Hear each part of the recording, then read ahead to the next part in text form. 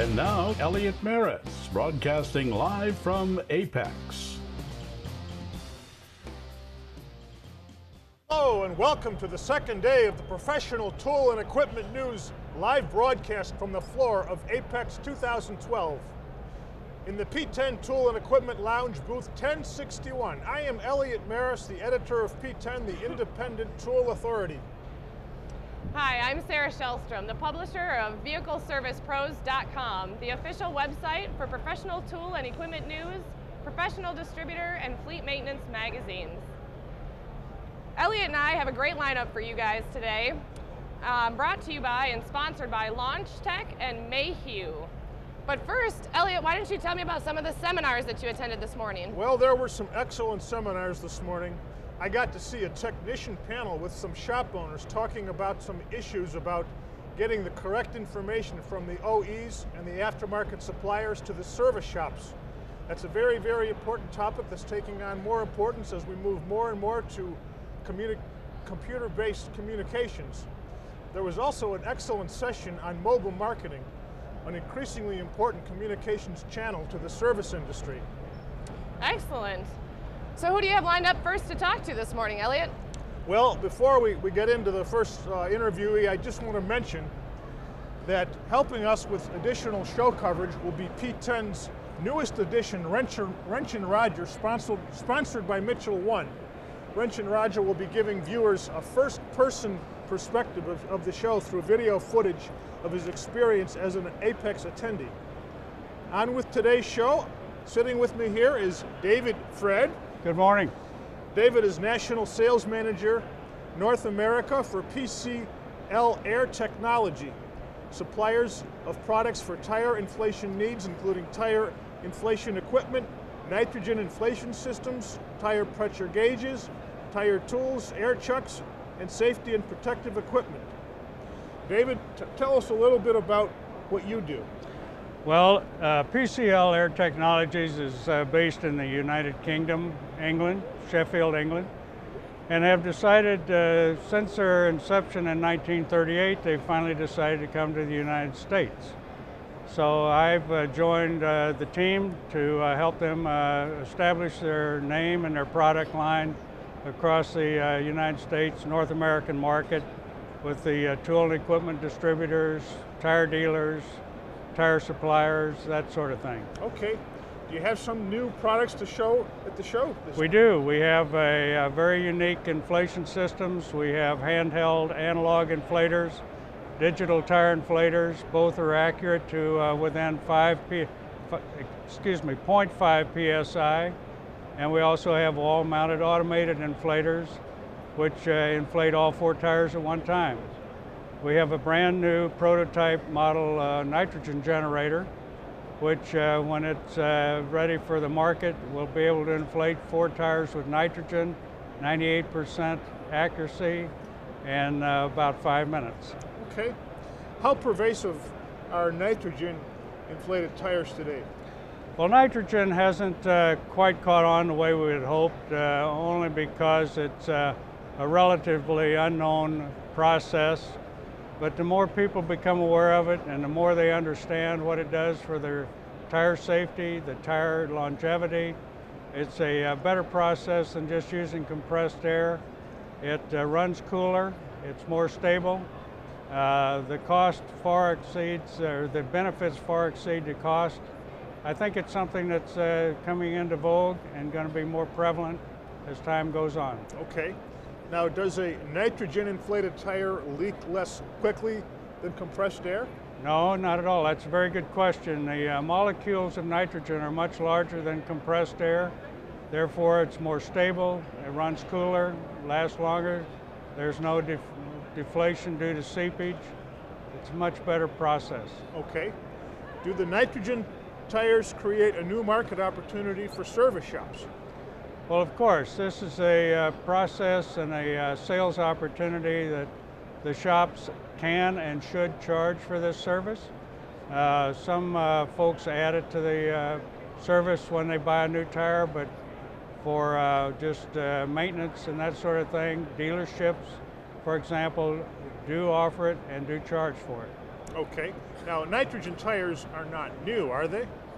No, they're not new, but the process is fairly new to the United States market. It's much more prevalent in Europe and other parts of the world, but it's coming. Okay. And it's very, very advantageous to heavy fleet operators where tires next to fuel is their second largest expenditure. Okay.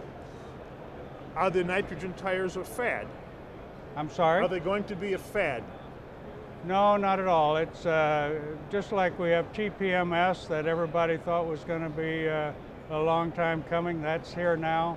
Nitrogen will sooner or later catch on, and it'll be part of the automotive market as we see it today. Okay. Now, what does a shop owner have to do to begin offering the nitrogen process? Well, basically, purchase either a nitrogen generator inflator, or we manufacture inflators that can be coupled to a nitrogen tank, very similar to an oxygen acetylene tank. And he can be in business very inexpensively and very quickly. Okay, and how would you characterize the overall reaction to the nitrogen process among the service shop industry today? Well, again, it's new. It has to be sold. A lot of fellows are kind of stayed in their ways, so they haven't made that step up yet. But as more people become aware of the process and aware of the advantages, the shop owners will be stepping up and adding that feature to their services. Okay. David, what booth are you at the show here? Our booth number is 876. We're part of the Calumet family, so the PCL products are in the Calumet booth. Okay. Is there anything more that you'd like the listeners to know about PCL? Well, we offer a lot of fine products that are innovative. They have some features and benefits that aren't readily available with other products and available in the U.S. today, and we'd like for them to stop by and see our full line of merchandise. Okay, David, thank you for being with us. Thank you very much. It's our pleasure.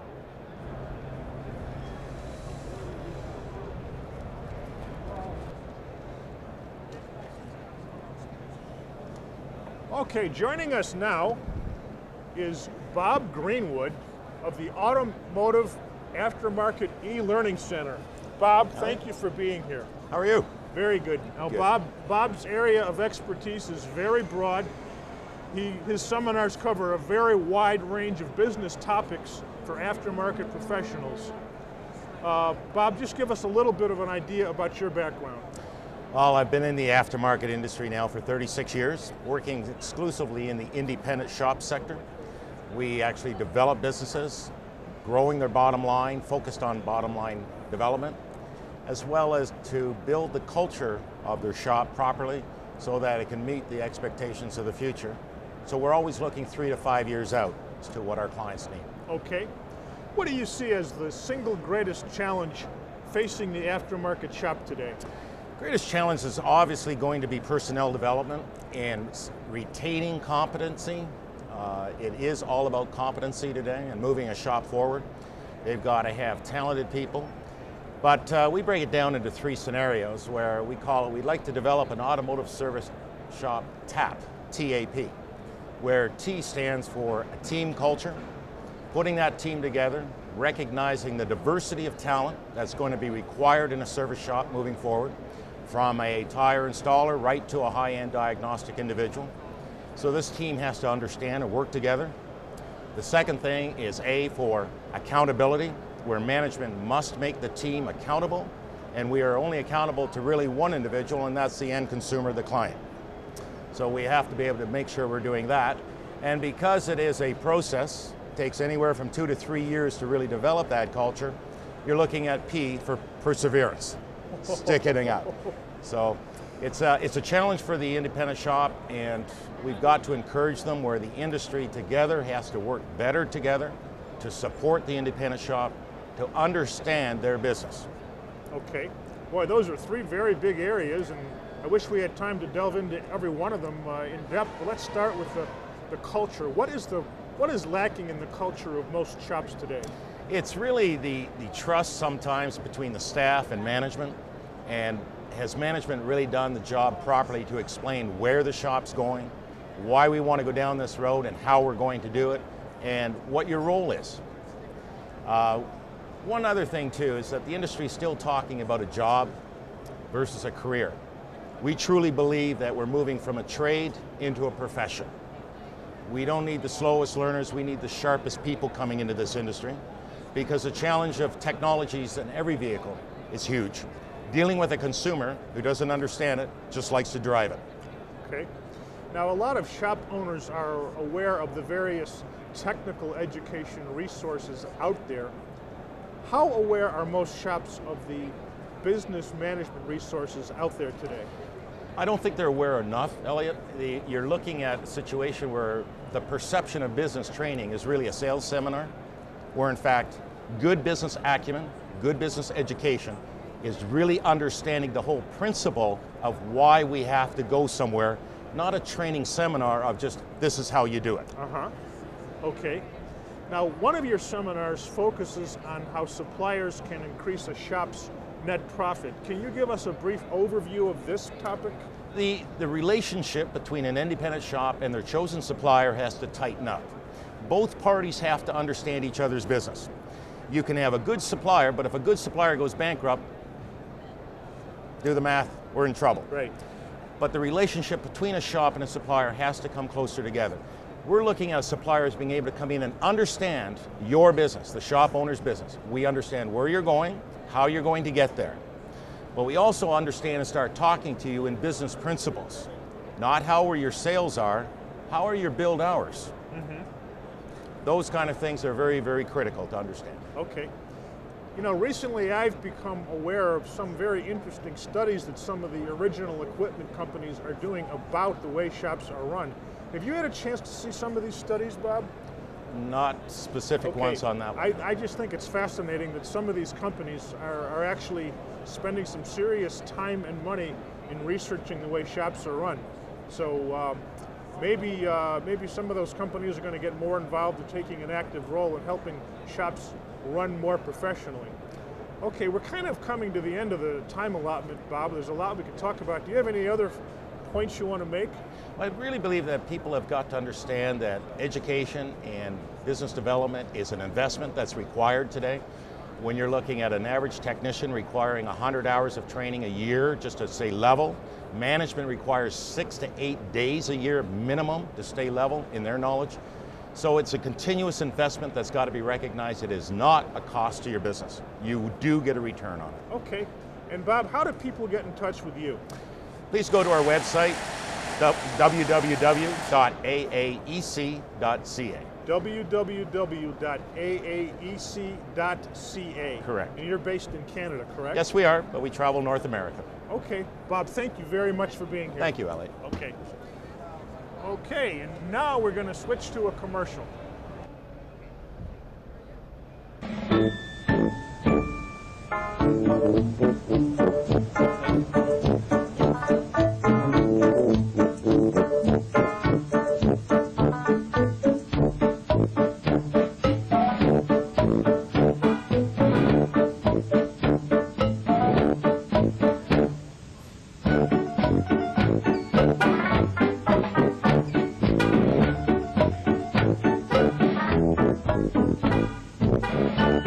So simple, a 5-year-old could do. Of the AAIA, and we're here to talk about the AAIA's Telematics Challenge and how AAIA standards affect shop equipment. Scott, just give us a brief overview of the AAIA's Telematics Challenge. Thank you, Elliot. Well, we tried something new this year. AAIA has been here at AAPEX on the show floor for the past 2 years with a demonstration booth called the Shop of Tomorrow. The technology pieces have existed for several years for the aftermarket to put together a telematics solution that connects the car and the car owner to the aftermarket service shops. But it hasn't been commercially deployed until this year. So here in 2012, we wanted to have a competition to identify and celebrate the company that had the most successful and effective telematics solution for the aftermarket. And we made a presentation of that award yesterday. Okay, how many entries were there? There were over half a dozen very viable aftermarket telematics solutions that ranged from fleet management and driver behavior monitoring to truly connecting the vehicle and the car owner to their preferred service provider. Okay, and tell us who won. Well, it's no longer a secret. Delphi Product and Service Solutions, in partnership with a software company called Aftermarket Telematics Technologies, was the clear winner. And why did they win? They won because they took into account all of the needs that a car owner has with the entire aftermarket ecosystem, if you will. This is a very comprehensive solution that keeps the vehicle and the car owner connected to a service shop, but also to the parts suppliers, manufacturers in the distribution chain. It addresses many of the services that are convenience items, such as roadside assistance and notification if the car breaks down on the side of the road. The shop can find it and begin to diagnose it before they even see it. But there is also geo-fencing, so you can be notified if your teenager goes outside of some boundaries, and ecological driving tips that the car owner can get by way of the website. So it's safety and convenience as well as connecting the service shop to the car. Okay. Now, what does the aftermarket industry have to do to capitalize on this technology? Well, that's a great question. This is not the sort of thing that's going to happen one vehicle at a time linking to a shop. It really takes some scale because this is a cloud-based solution. It's using the internet to connect potentially tens of thousands of these devices to a program group or a national chain of shops. There is, in this solution, something for everybody. The independents that are affiliated with a group can benefit from the scale and the marketing dollars to get it deployed at a low price point to the vehicle owner. And of course, national retailers are looking at this as a way of adding a little glue to that relationship with the car owner. Scale brings the cost down. This is something that at worst has to be very competitive with a subscription program that a new car manufacturer might provide with the vehicle. Okay. So we're talking about a few dollars a month. Okay. Now, what role do industry standards play in this technology? Well, that's easy. They make it work because the technology is very complex, all the protocols and codes and so forth. And AAIA has been active for almost 15 years now in defining industry standards for data as well as how equipment and devices communicate. So there's a set of standards we have called iShop that allows shop management systems to communicate with information services and other diagnostic and service equipment in the shop. It's not going to get technical, but we use something called web services, which simply means that shop can now communicate with any application on the internet, including the customer's car as it's going down the road. So these AAIA standards are the foundation for making a solution like this work. Okay. How were these standards developed? Just give us an idea about the process. Well, it's kind of fun. I've had the privilege now for 15 years of working with our Volunteer Standards Committee. AAIA, as a leading trade association in the aftermarket, brings nearly 400 volunteers together across different committees every year, and technology standards is just one of those. So the nice thing about a trade association is we can bring retailers and wholesalers, retail service providers, parts and information manufacturers together in a non-threatening way so that they can find solutions that would be impossible for them to work out by themselves. So it's all through volunteer leadership at AAIA. Okay. Were the OEs, the original equipment people, involved as well? They're always welcome. They haven't chosen to participate with us. This really is the Aftermarket Telematics Challenge _Aftermarket was in response to the fact that the OEs are embedding communications technology into their vehicles. And millions of new vehicles roll off the line every year that have a phone home feature, if you will, if the check engine light comes on. This initiative of ours was in response to the fact that if we as an industry do nothing, those OEM manufacturers and their dealer network are going to have a very sticky relationship with the customers. And we didn't want to have an unlevel playing field, if you will. Okay, all right. Scott Luckett, AAIA, thank you for being here today. Thank you, Elliot. Okay. Okay? Okay. Thank you. Now we're going to sit down with Wrenchin' Roger. He will give us a first-person perspective of the show. Wrenchin' Roger is sponsored by Mitchell 1. Wrenchin' Roger will deliver a first-person video footage of his experience as a convention attendee.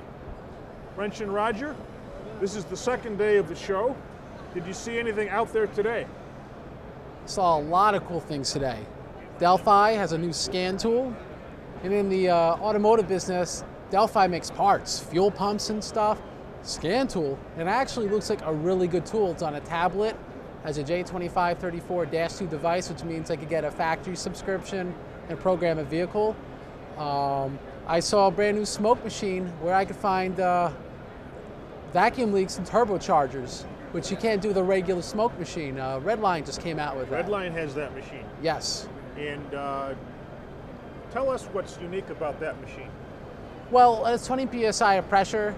Generally, it's 5 psi. And let's be honest, shop air you have is much higher in pressure.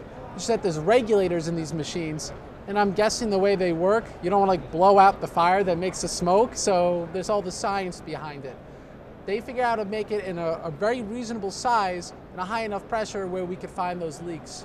And with especially the very aggressive EPA standards for fuel economy, everyone's going to be going turbochargers, just like Europe. Okay.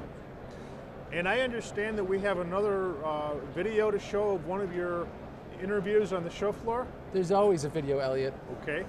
Well, why don't we let the video roll? We'll take a look at the video.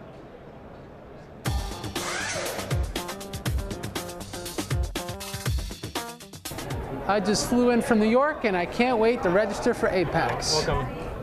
Go ahead and sign in. You can enter in your name and provide your information. Okay. Wrenchin'.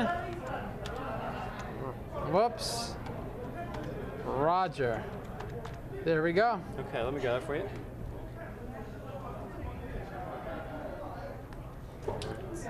There you go. There's Little book and everything. And here's an app that you can use. There's an app that you can use for signing in and checking out the information online. I can't wait to use it. Thanks, Ron. All right, thank you. Have a nice day. Yep. Hi, this is Wrenchin' Roger. I just registered and I have this card with QR codes on it so I could get a compass of the AAPEX event. So what I'm going to do is use my smartphone and use my QR scanner, scan the card, and then it starts downloading. When it's done downloading, I'm able to open up the program and I can look at all different functions. I can look at the schedule, see what events are going on the next couple days. I can look at the exhibitor list, find out what companies there are, click on the company, see a little description, and even find them on the map. Speaking of maps, I can click on the map of the show and actually see where I am and where everything else is, get closer, farther away, and see what different exhibitors are here. This app's real good, really helps me navigate the show. I encourage you guys to download it. I'll see you there.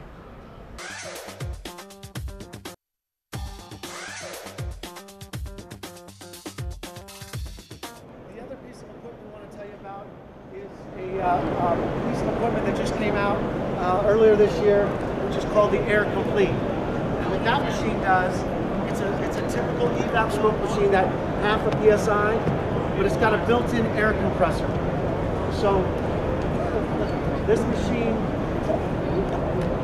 doesn't require the use of an airline. Now again, it doesn't sound like that big of a deal right off the bat, but if you're a technician and you're dropping a tank to get up to fix a sensor on the top or a leak, as you drop that tank, you're using that air line, right? Now you don't have that air line for your smoke machine. Or you fix a car, you find a leak, and by the way, these smoke machines, their number one purpose is not just to find leaks. The purpose of the machine is to find more repair jobs and help sell those jobs to the customer. So in this case, you've already repaired the car's been pulled around front, the customer comes in, you said, okay, the car's fixed, but we found a problem. Oh really, tell me about it. Well, I don't want to tell you about it, I want to show it to you. So you don't have to drive the car back around the shop, pull it in, find an airline. You can just walk out with this, hang it under the hood, hook it up to the battery, and off you go, and you can show the customer. So it's all about speed, it's all about efficiency, and this machine just takes it to the next level. In the back, there's a fitting that you can use if you wanted to use a trace gas like helium, and you wanted to find a leak in we had a situation, there was an ambulance that had an oxygen line that was leaking. You're not going to put smoke in an oxygen line, but you need to find that leak. They hooked it up to helium, they ran it through, and then they used one of those sniffers up and down until they found the leak. So it's a very unique machine, and we've got this version, and we've got another version that the OEs are buying from us, and it's called the portable leak detector, and they've changed some of the specs. Any questions about this equipment, about that equipment, how we use it, how the customers use it? This has been the most successful product launch of any smoke machine ever. Very much anticipated. We're having a lot of people trade their old machines in, both Redline and other machines, to get their hands on this.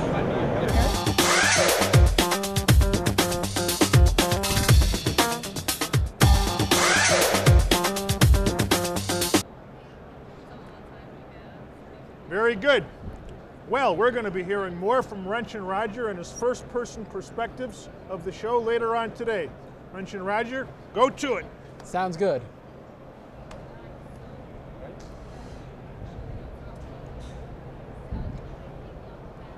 Well, I'm welcoming Rich White, Senior Vice President of Marketing and Member Relations for AAIA, and we're here to talk about the Be Car Care Aware campaign by the Car Care Council. Rich, first of all, tell us, what is the Car Care Council? Absolutely. Car Care Council is a nonprofit organization, and its mission is simple.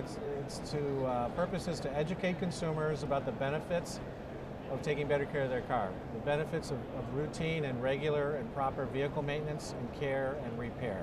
So it's purely an educational campaign. Okay. And what is the Be Car Care Aware campaign? Be Car Care Aware is the title or the tagline for our consumer education campaign, and it's driven by the Car Care Council. So that's kind of our tagline, our slogan, Be Car Care Aware, and you know, that's integrated into all of the messaging that we incorporate, and through TV interviews, through radio, through newspapers, press releases, you know, all the traditional means of getting the word out on behalf of the aftermarket and the companies that provide the parts and the service and repair of vehicles. Okay, and what kind of media are most typically employed to get the message out? Consumer media is very interested in messages about vehicle maintenance and care, because right now, I mean, safety is a big deal, the environment, people are very interested in protecting the environment. Certainly gas prices, roller coaster gas prices, so there's a lot of interest in how can you take care of your car, how can you perform certain vehicle maintenance that will help improve gas mileage and make your car run more efficiently, more safer, be more environmentally friendly. Okay, so the association contacts the consumer media, newspapers, radio, TV, and submits press releases to them, and how receptive is the media to this campaign?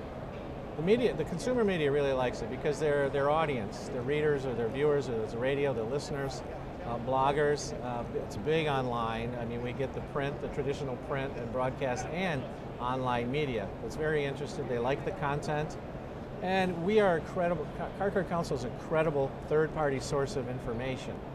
So we aren't selling anything. We like to say we're Switzerland. We don't really have any corporate backing or any agenda. We're just purely educational. And that is one of the reasons that the consumer media finds it very positive and third party and credible. Okay. Now, what is the ultimate goal of the campaign? Well, the ultimate goal is if the consumer is better educated about what their vehicle needs, when it needs it, why it needs it, they're going to be more aware of and more able to communicate with the technician if they take it to the store. They'll be in a better position and have more information and feel more confident going into a parts store, maybe if they want to try something on them by themselves, or it's a DIYer.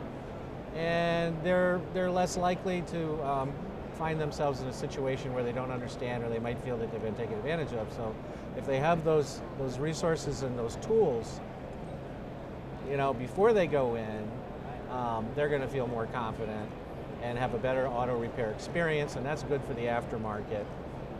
And the aftermarket will sell more service and parts, of course. We're not, that's whose funds is, but it's really to help safety, dependability, when people are breaking down on the road, environmental implications, and of course energy savings through preventive vehicle maintenance. Okay. Can the individual repair shop be involved in this campaign in some way? Yes, we really encourage, the Car Care Council has two approaches. One is to push the information out through the media to the consumer directly. And also the other is to work with the repair shops and the stores and the distributors, the jobbers and manufacturers, and give them the resources and the information and the content that they need to become better communicators. So they'll pull through the car care messages at the point of sale when they're sitting talking to you, perhaps across the counter, or when you bring in your car. Okay. So it's twofold. And what kind of materials do you make available to the individual shop owners?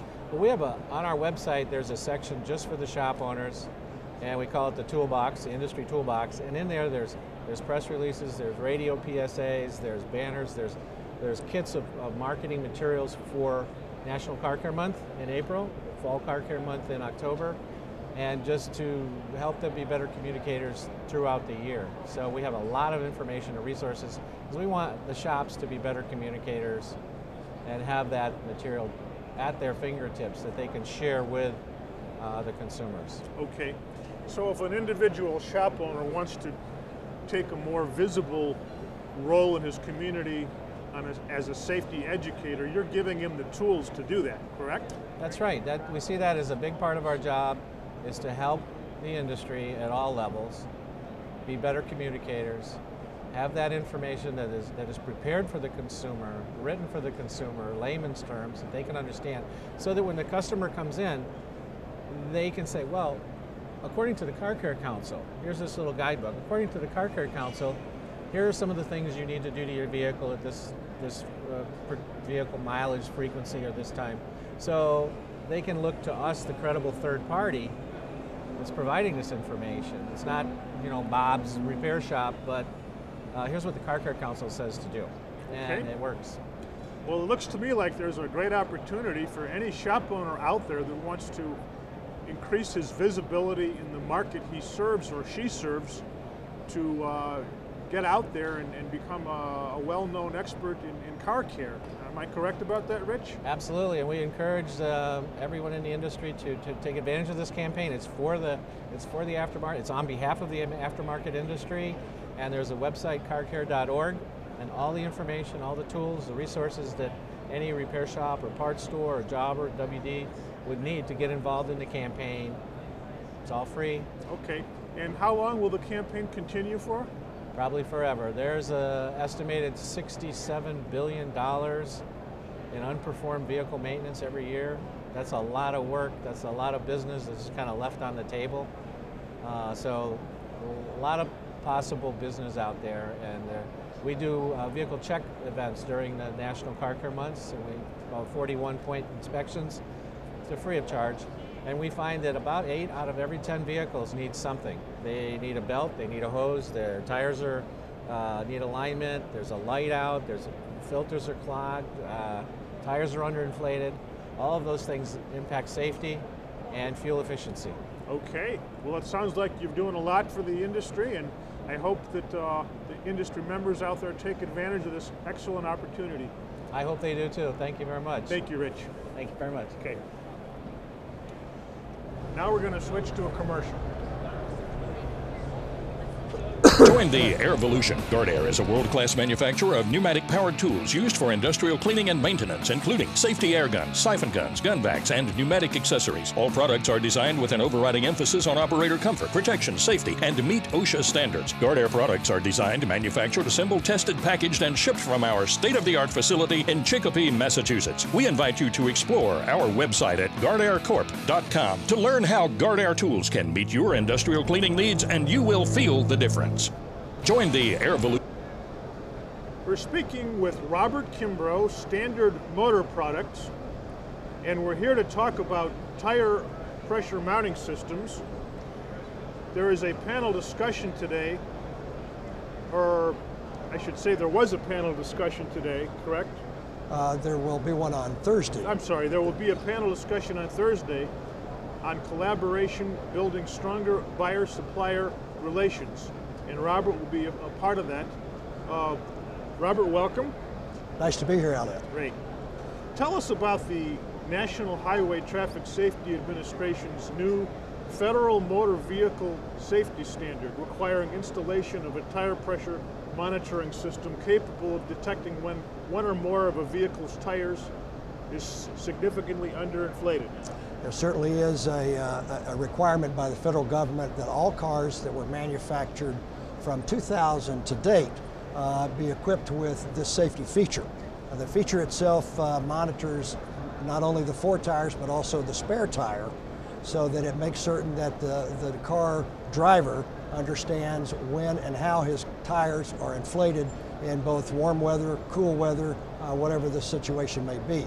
It certainly is a safety issue, but it can also be in today's times with fuel prices as they are, it can make the difference in fuel consumption to the degree of 10 or 12%. Okay. Now, have there been other vehicle safety standards of this nature in the past, or is this something new? This one is quite new, and as I said, I won't go back to some of the original reasoning behind this, but it is a new regulation that the government passed. And it is purely for a safety factor. You know, at today's speeds on the interstate, certainly a low or underinflated tire can be dangerous not only to the occupant of that vehicle, but certainly the occupants of many other vehicles. Okay. And how did this standard how did it come to the attention of the federal government? There were, and you may remember some of the Firestone tire incidences and maybe Ford Explorer instances where there was a high degree of rollover.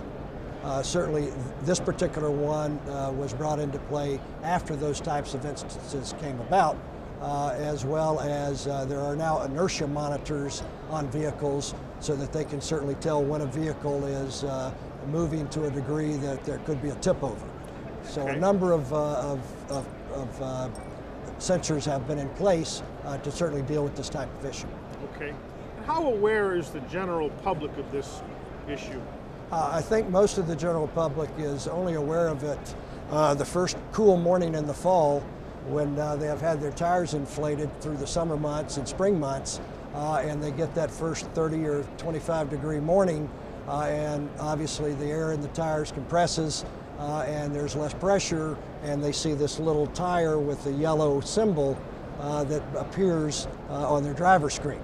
And I think that's the extent of how most people become aware of tire pressure monitoring. Okay. And what types of business have traditionally done most of the monitoring? Since I said this was initiated in 2006, where this has been predominant to date has been in the tire business, and most of those because these batteries are anywhere from 5 to 8 years because these are wireless. They fit inside the tire, they're not connected by anything. They broadcast a signal which is picked up by the body control module. So as these batteries wear and they become less powerful, then certainly the connection between that particular sensor and the body control module is severed, which creates a light to come on. Up until this point, 45,000, 50,000 miles was about the extent of tire wear.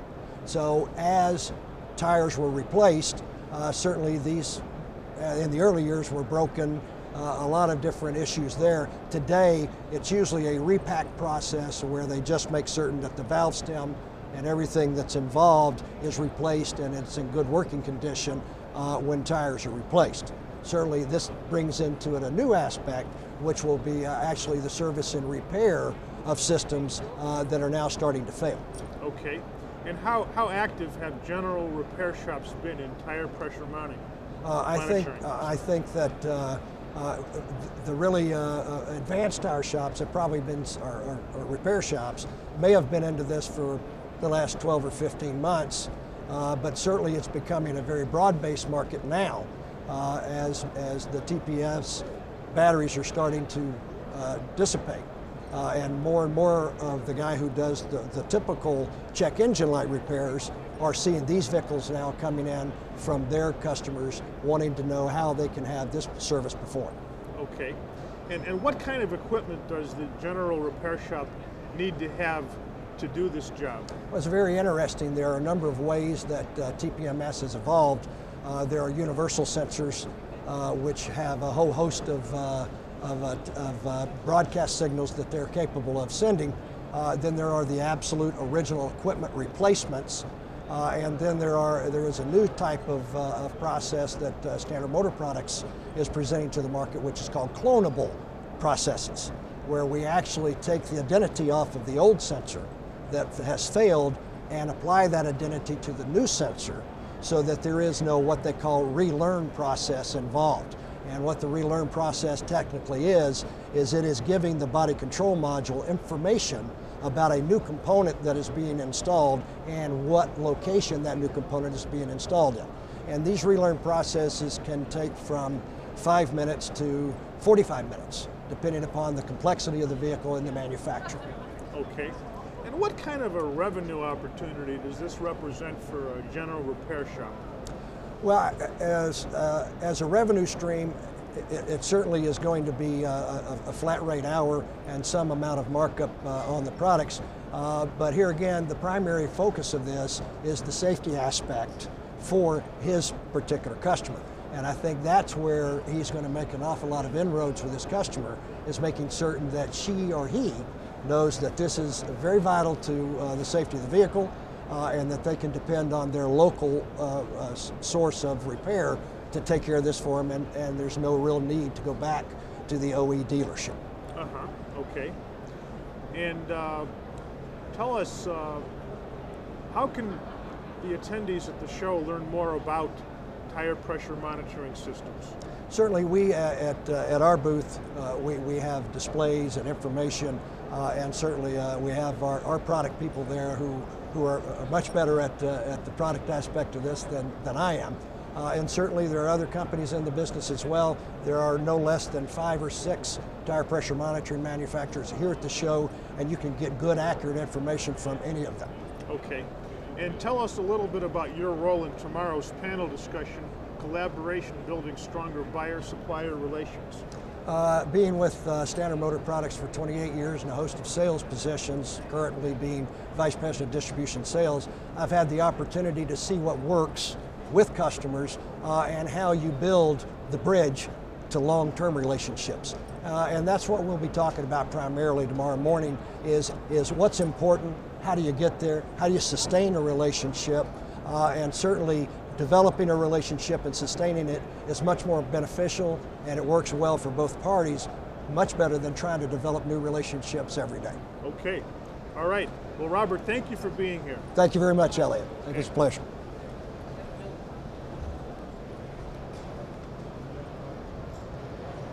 Well, I'm joined again by Sarah Shellstrom, and that is pretty much the program for this morning. We'll be coming back this afternoon, but Sarah, that was a lot of interesting information that we covered. A lot of it had to do with safety, a lot of it to do with education.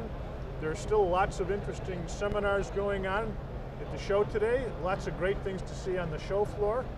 And I assume you've probably had a chance to get out and see some of the exhibits yourself this morning? I sure have. Really this year, the AAPEX show, they're bringing more to the show. You know, talking with Kathleen yesterday, she gave you a little sneak peek as to all the new things that are happening. Like you said, the conversation today about the safety and the places that the aftermarket's headed. But yes, I have gotten around. I've seen a lot of great new products. We'll be bringing a lot of that to you through Wrench and Roger. You've seen those interviews. And then we're going to get some more video coverage throughout the show. So stay tuned. Make sure you're checking it out on vehicleservicepros.com. We want to take one moment again to thank the sponsors, Mayhew and Launch, for making this possible, bringing this all live from the AAPEX 2012 show to you. And that's our time. Thank you for yours. Thank you.